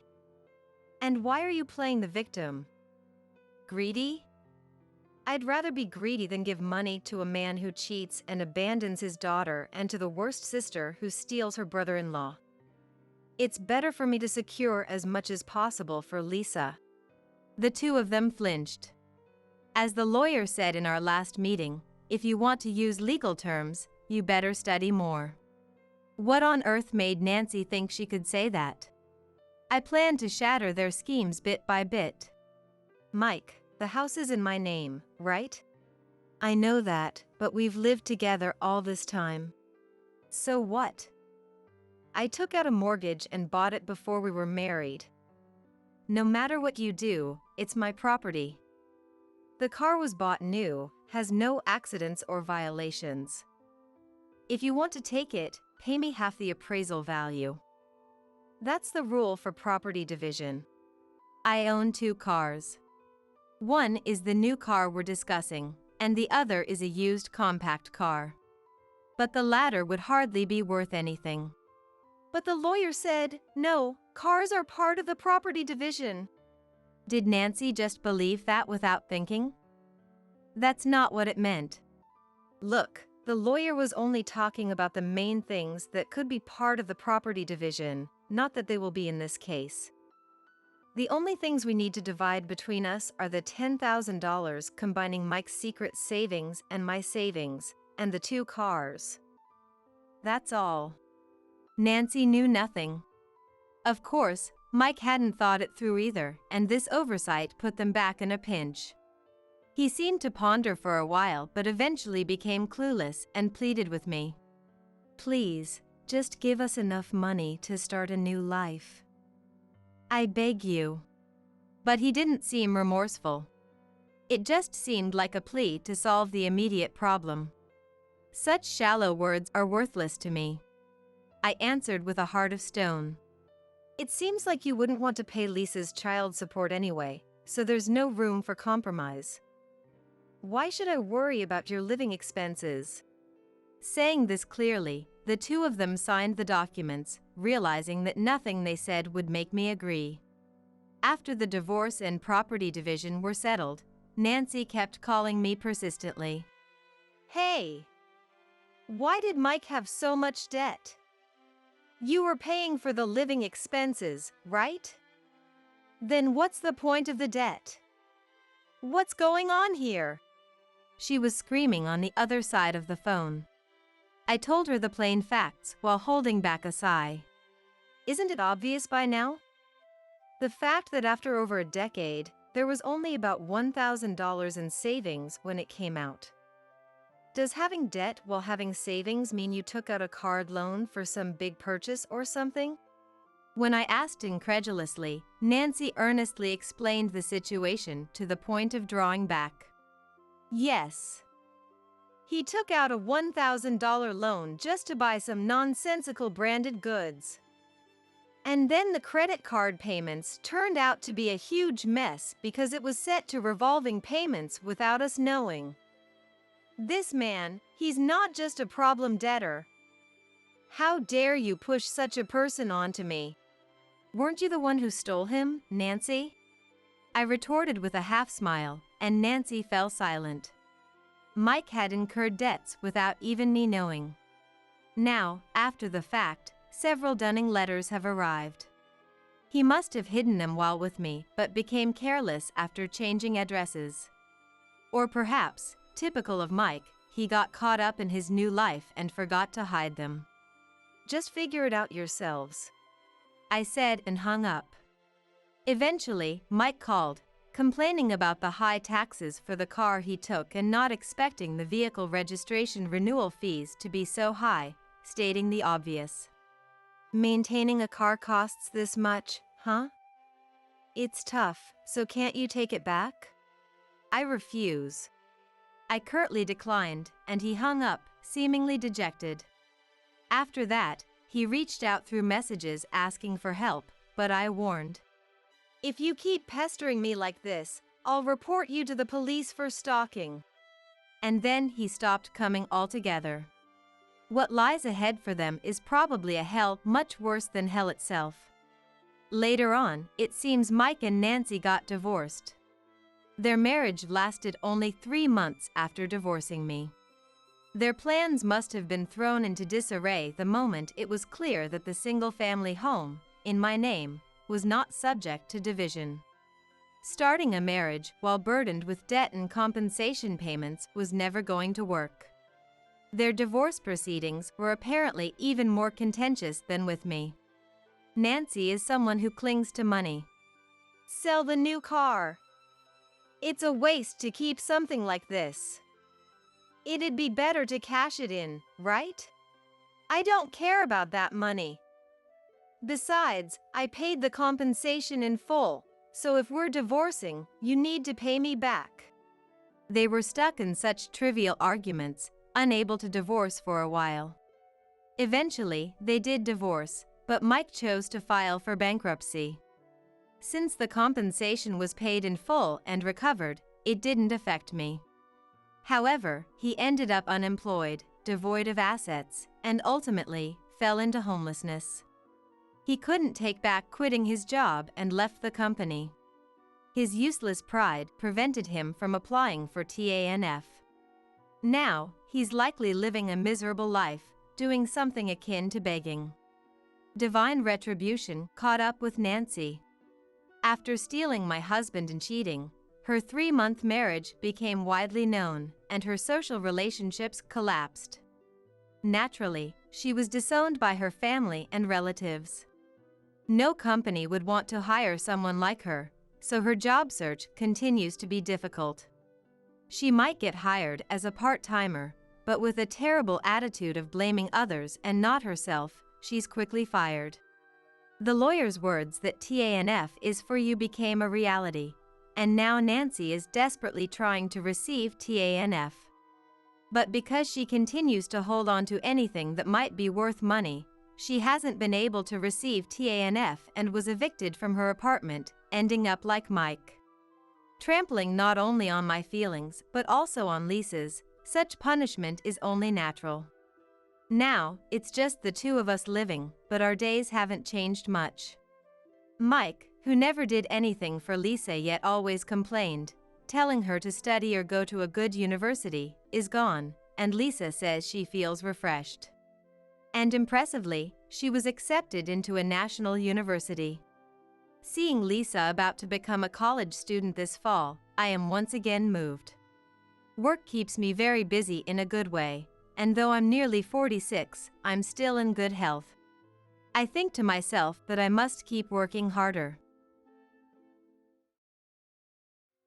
Are you trying to poison the family with garbage? I dumped that awful Christmas feast you prepared, all of it. Are you even listening? The Christmas feast! I spilled it all over the floor. I could hear my DIL Kathy's vulgar laughter through the phone. All the food for 30 people, ruined. Just thinking about cleaning up makes me sigh. It sounded like my grandson, Terrence, was there too, laughing loudly with his mother. Go buy some meat, quick! And booze. Kathy chimed in immediately. Snacks and sweets too, buy as much as you can, she demanded. I felt like a servant. My desire for my son Sean's happiness was being exploited. But this incident will change everything. Kathy's reign is over. When asked where I was, I told her the truth. I'm out shopping right now? Eh? What for, you ask? To redo the Christmas feast that was ruined, of course. I didn't need them to tell me what they had done, I already knew. My name is Charlotte. I'm 68 years old. I work part-time at a care facility. Before this, I worked in the restaurant my husband Eric owned. It wasn't very successful, but it was loved by the local community. But that restaurant is gone now. Eric died in a car accident. It's been about 10 years since that painful goodbye. There hasn't been much happiness in my life since then. There's someone making my miserable life even worse. My eldest son Sean's wife, Kathy. They got married 11 years ago. A year before Eric passed, which was probably the peak of my happiness. Kathy is strong-willed and nervous, thinking she's smarter than anyone else. And everything she does is rough. The slamming of doors and cabinets is always so violent. The loud noises intimidate everyone around, making me tense. Honestly, I've felt we didn't click since Kathy came to give her marriage greetings. Sean has his head in the clouds, you know. I'm always there to support him. True, he has always been a bit clumsy. Teased daily by his younger brother and even more by his sister, 2 years his junior. But that also made him incredibly kind and generous, always thinking of the family. If he has chose her. Eric and I agreed to their marriage with that in mind. I've heard that families with strong women do well. Even when she called my beloved son Spacey, I could bear it for his happiness. Kathy is assertive and sharp, sometimes even daring. Each summer and Christmas, when it's time to come home, I'm reminded of this. Regrettably, it's rare for Kathy to visit us with Sean. This year, too, something came up last minute. I'll follow later, she'd say, trying to minimize her time at our home. Sean coming home alone became a Christmas tradition. If she doesn't want to come, she should just say so. I can't help but think that. Creating excuses to act separately each time, it's presumptuous. Even after my grandson Terrence was born, she caused me a lot of distress. Terrence was born at the end of April. Come May. I hadn't heard anything from Sean, and it was too soon for a baby debut party, right? Optimistically, I didn't check.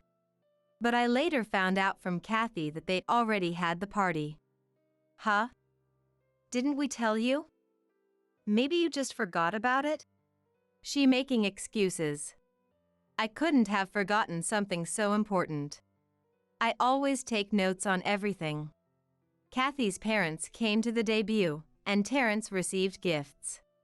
I was completely left out. Feeling deliberately excluded made me irate. For about 11 years, I've been in this pointless feud with mean DIL. Early last year, there was an incident where Kathy did something like never before. It started when Sean said he wanted to quit his job at the insurance agency to open a shop. He couldn't forget the taste of the Christmas feasts and the sight of Dad cooking, secretly aspiring to be a chef. I want to run a small restaurant. I can't give up on my dream. Kathy vehemently opposed it, getting extremely angry and lashing out at him. You decided this on your own. she yelled at him loudly. You're being ridiculous. How can you not know whether it will make money or not? I can understand the desire to stop a partner's reckless challenge. Men sometimes want to test themselves with such wild challenges. It was the same when my husband decided to start a restaurant. Initially, I was against it. But unlike her, I never went as far as to call Eric ridiculous. She's really harsh with her words. She says things without considering how the other person might feel. Eventually, Sean, perhaps in defiance of her, quit his job and began preparing to make his dream a reality. Afterwards, Kathy became openly irritated and angry with Sean and me. Half a year had passed since Sean started attending culinary school. Kathy began to directly contact me on my mobile phone. It was always about asking for money. Because his income was gone, life was tough. Sean's selfishness is making our daily budgeting a nightmare. Please help us. I wasn't surprised when she asked for money. It's natural for finances to become tighter in such situations. Eric's restaurant didn't make much money at the beginning either. Moreover, Sean hadn't even opened his own place yet. He was still at the starting phase. Feeling guilty as a mother for his behavior, I wanted to help as much as I could. However, I believed Sean didn't pursue a career in cooking without any thought. I had heard he had saved enough for the culinary school's tuition and living expenses while attending. Moreover, Kathy herself was working part-time at a company I knew. If they were still short on money, perhaps it was just she is poor budgeting? When I hinted at that, she angrily retorted, I'm trying hard, but it's not enough.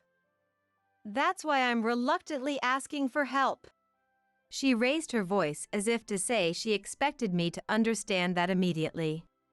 It seems the costs of Terrence's tutoring and extracurricular activities were quite high. If that's the case, it can't be helped. But it's important, so I have to talk to Sean about it too. Okay. I'll talk to Sean about it too. You better not. You know how it is, right? If Sean, with his pride hurt, refuses the help, then that's the end of it. Indeed, that could happen. It seems I might have no choice but to comply with her, reluctantly. Thus, a portion of my already modest income became something for Kathy to claim and disappear with. Generally, grandparents find their grandchildren adorable. And a little expense for them doesn't hurt at all. How I wish I could feel that way. Unfortunately, I couldn't find it in me to think of my grandson Terrence as cute at all. In fact, I found him rather detestable, a feeling limited to Terrence. Somehow, Kathy had poisoned him against me. During his visits, Terrence would call me "Hey, oldie" behind Sean's back as a routine. Hey, oldie, give me some meat. Steak for dinner, got it? No compromises. No matter how spirited an 11-year-old might be, this kind of language is unacceptable. What does he take me for, his grandmother? There's no sense of respect for the elderly. Each time Terrence spoke to me with disrespect, I caught him to lecture that this was not the way to speak. Courtesy extends to familiar company. You shouldn't call Grandma "Hey, oldie." Bad language will make people dislike you. Do you want to end up with no friends? I even threatened him with such consequences. Yet, Terrence didn't care at all. "Shut up, oldie," he'd retort, even more emboldened. Disliked? As if. All the kids in my class do whatever I say. It seems Terrence has quite the influence at school. Moreover, his rough behavior extended to chasing around my cat, Mr. White. Because of this, Mr. White would always disappear whenever Sean's family visited. Terrence's ability to make those around him uncomfortable and his drastic changes in behavior reminded me of Kathy. Like mother, like son. The thought that this was my grandson filled me with despair. In early December this year, a definitive rift formed between me and Kathy. The issue was, yet again, money. When she called out of the blue during the day, I wondered what it could be. About the monthly money, can you increase it from $500 to $1,000? Eh. Why? It's for Terrence, to put him in a better tutorial school. It would be sad if he fell behind his friends, right? Kathy, I'm sorry, but $1,000 a month is just too much. I could manage the payment, but doing so would leave me unable to sustain myself. Then, Kathy's tone became harsh, calling me a dishonest woman. Who do you think caused all this? It's your fault, isn't it? It felt as if a line had been crossed. The rough manner of speaking made that clear. What world does a daughter-in-law who calls her mother-in-law you belong to? Kathy had stopped showing me the minimum respect. Just borrow the money. You have plenty of relatives. Do that much. Indeed, as Kathy says, I do have many relatives. My late husband had many siblings, so around 30 people gather at Christmas. But I've never asked my family for money, nor have they asked me. No matter how much she yelled or threatened, I couldn't give her $1,000. I resisted to the end. Then, fine. Whatever happens, it's not my problem. The call ended there. All I did was say what was impossible. Why should I be scolded like this? It's beyond unreasonable. I could never have imagined she would do such a thing that Christmas. Christmas went on as usual, with only Sean coming back first. I hadn't interacted with Kathy since that phone call. When I asked Sean, he said Kathy seemed normal. It seems she still hasn't told him about our conversation. So, as usual, she would come to our house a day late. I didn't mind. Just be myself as usual. What else could I do? The incident happened the day after Sean arrived, on the afternoon of December 25th. Sean and I had left the house for individual errands, greeting acquaintances. It appears Kathy had borrowed the house keys from Sean for the visit. Sitting at the bus stop, casually glancing at my phone, I noticed a significant change that couldn't be overlooked. I decided to skip the bus ride home and do some shopping at a supermarket that was open even at year's end. Right after entering the store, Kathy called. She was incredibly high-strung and rudely blurted out without a greeting. Are you trying to poison the family with garbage? I dumped that awful Christmas feast you prepared, all of it. Are you even listening? The Christmas feast. I spilled it all over the floor. She said this without a hint of remorse. All the food for 30 people, ruined. Just thinking about cleaning up makes me sigh. It sounded like Terrence was there too, laughing loudly with his mother. Go buy some meat, quick! Only the finest quality, got it? Understand, oldie! And booze. Kathy quickly added. Snacks and sweets too, buy as much as you can, she demanded. Perhaps it was the thrill of their prank, but she seemed extremely excited. When asked where I was, I told her the truth. I'm out shopping right now? Eh? Oh, good timing then. Of course, I saw everything you did from the start. Huh? Kathy seemed confused. Even when I said I had seen everything on my phone, she showed no sign of realization. I told her I'd explain when I got home and hung up. I also explained the situation to Sean over the phone. I wondered what would happen to Kathy and Terrence next. Just thinking about it made my heart ache. The groceries I bought filled 1 eco bag and 2 plastic bags. A considerable amount. The moment I placed the groceries at the entrance, I heard yelling from inside. Sean was raising his voice, something rare. When was the last time I saw him this angry? Enough! What were you thinking doing something like this? His voice was so loud it made the glass tremble. Even Kathy turned pale. But her eyes still had a sharp glint. In the middle of the room, scattered with the ruined Christmas feast, she yelled back. How many times do I have to say it wasn't me? It was already like this when I arrived. Lies, all lies. She has too many secrets. Defiant, Kathy turned away from Sean with a sulky look. If you don't want to believe me, that's your problem. Fine, we can just buy it all again, right? Buy it all again? The same Christmas feast? That's not an option. I decided to enlighten Kathy, who knew nothing. This Christmas feast was prepared by Sean for our relatives to enjoy. She was surprised. Yes, Sean had been working on the cooking since early yesterday morning. I had helped with the preparations the day before, supporting him in various ways.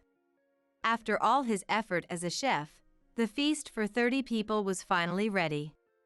I can't even begin to imagine his anger at having it all ruined. Now was the time to tell everything, without holding back. While cleaning up the ruined food, I suggested to Kathy that she should come clean. What? Secrets? What are you talking about? Like trying to get $1,000 from me every month, for starters? There's plenty, isn't there? Sean's look became even more severe. It was as if I had poured fuel on the flames of his anger. Kathy fell silent when told to explain in detail. I did the explaining for her.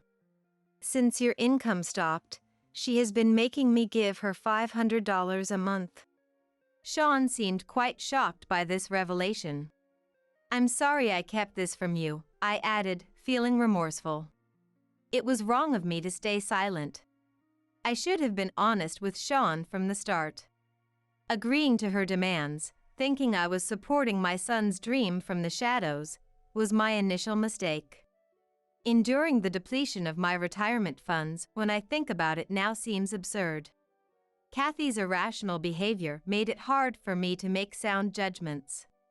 When she demanded to increase the $500 to $1,000, I refused, saying it was impossible.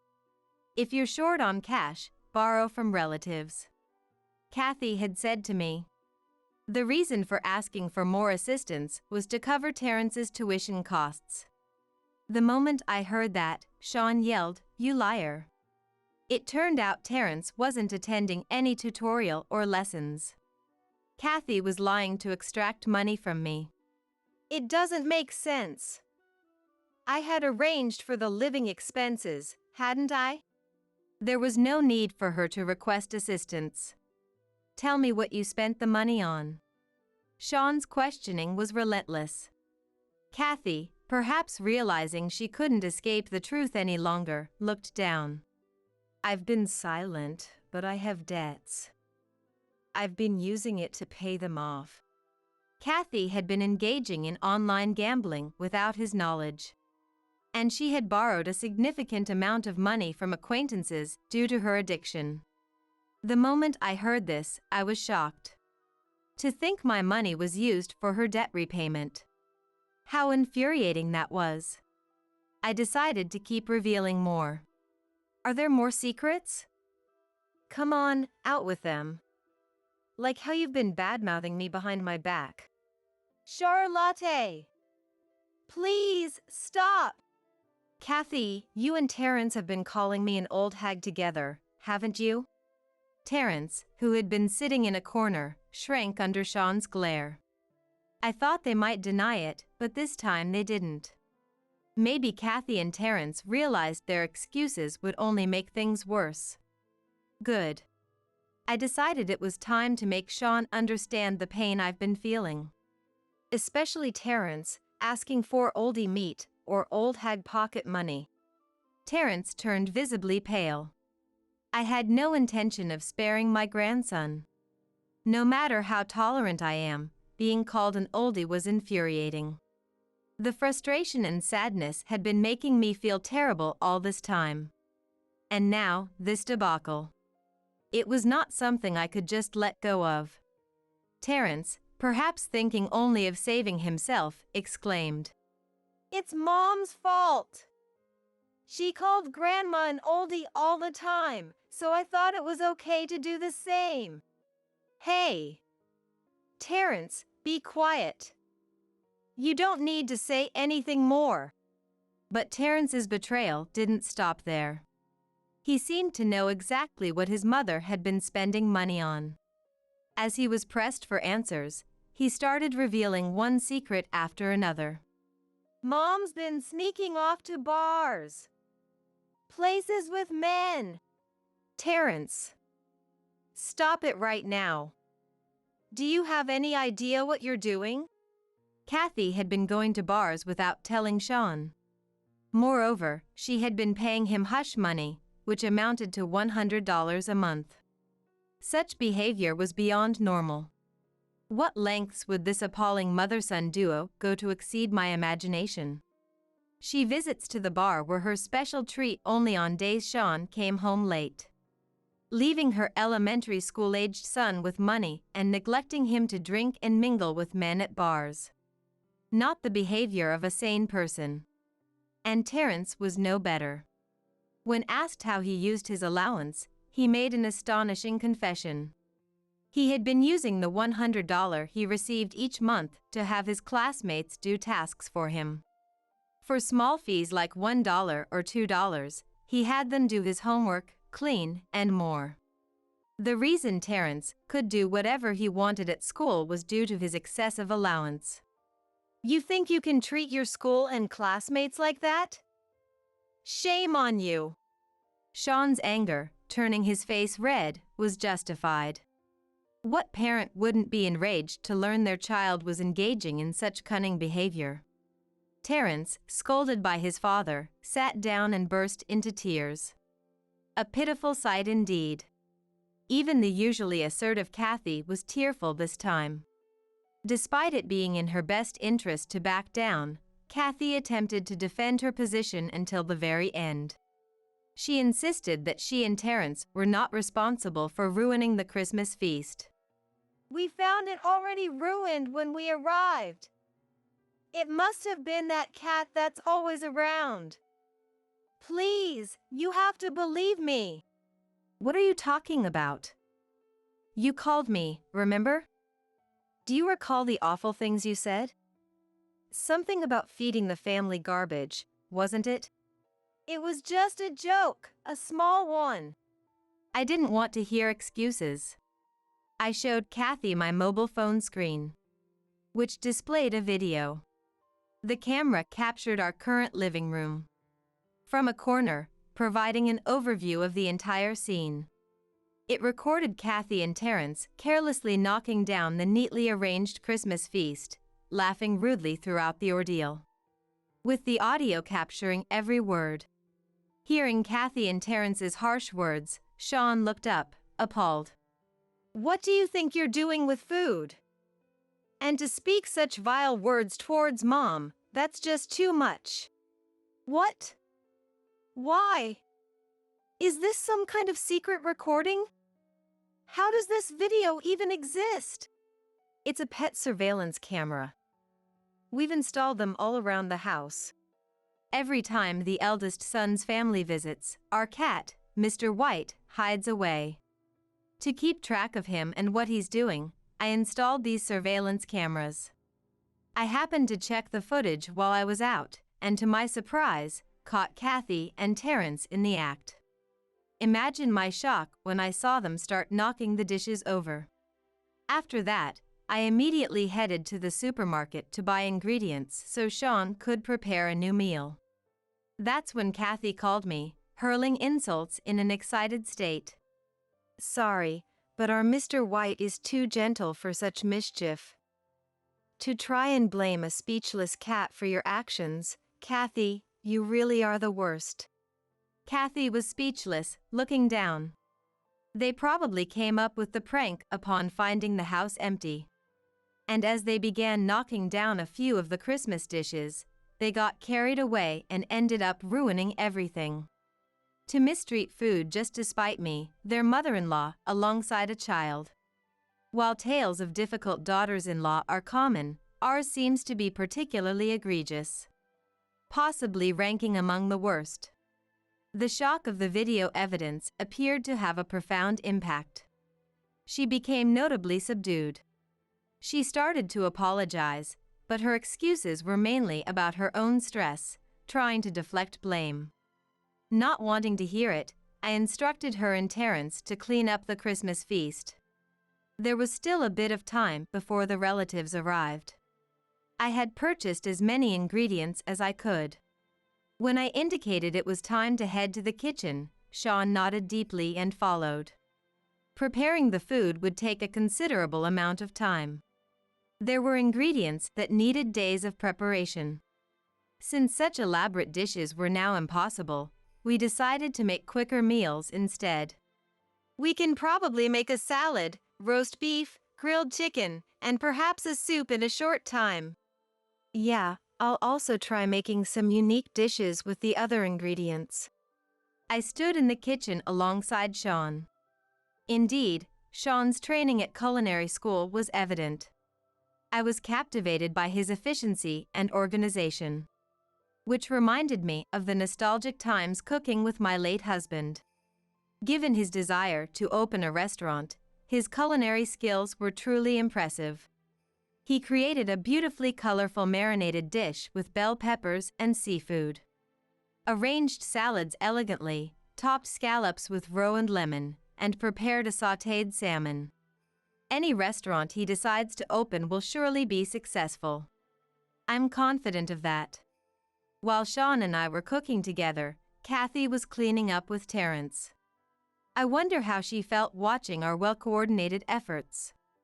Hopefully, she's feeling ashamed of her actions and is reflecting on her poor behavior. Soon, the relatives started to arrive. My husband's siblings and their families, our second son and his children, and our eldest daughter and her children all gathered. Including us, there were 30 people in total. As usual, it was a slightly noisy but lively Christmas celebration.